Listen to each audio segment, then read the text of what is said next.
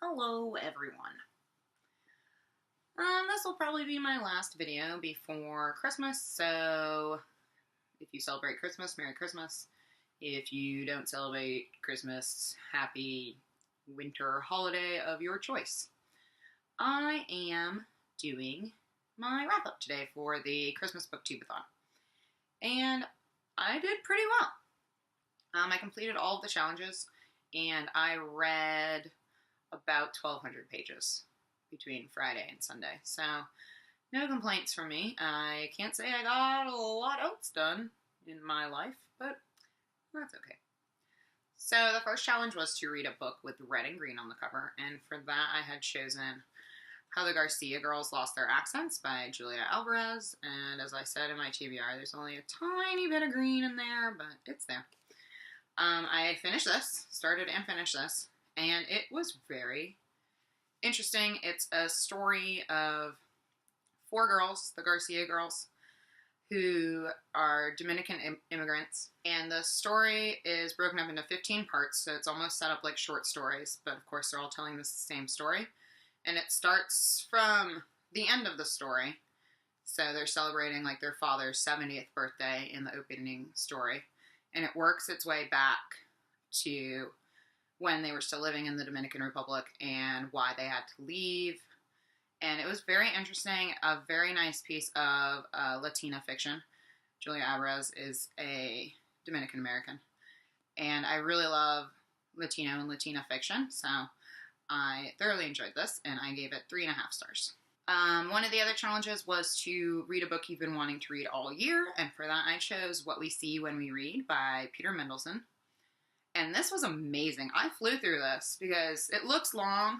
It's like 400 something pages, but most of the pages are pretty minimal text on them. Can you see that? And there's some really cool illustrations, and it's kind of just an extended essay. So it's all about how we picture things when we're reading. And I really enjoyed this. I might do a full review on it, but in the meantime, if you're interested, I will once again link Holly from Library of the Edge of the World's video that she did on this, because it's a really cool video that she did. And I gave this 4 out of 5 stars. I also buddy read this with Sophie from Sophie the Uneducated Reader, who is a doll, and we just rambled at each other on Twitter a little bit this weekend. So that was great. The next challenge was to read a book that was gifted to you or highly recommended to you, and for that I borrowed a book from my fiance. This is The Complete Mouse by Art Spiegelman, and I love this cover. The illustration on this cover is really beautiful.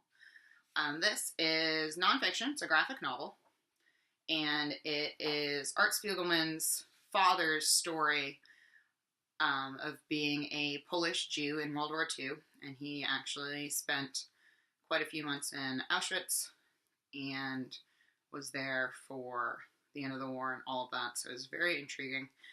I really like the way it was written. I think I might do a full review on this one because I have a lot to say about it, and the art was really cool.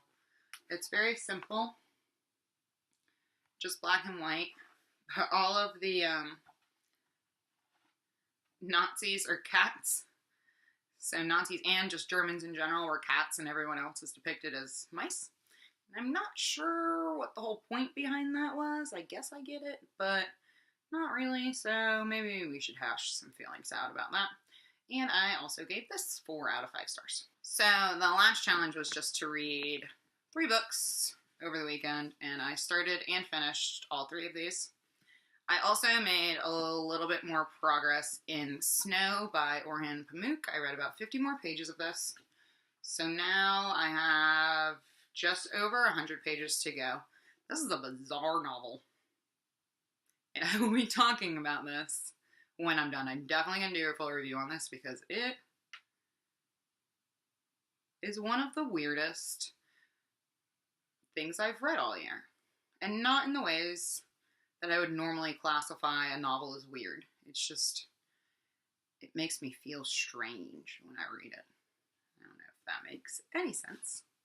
And I also started Watchmen by Alan Moore. I have never read anything by Alan Moore, which is quite a shame.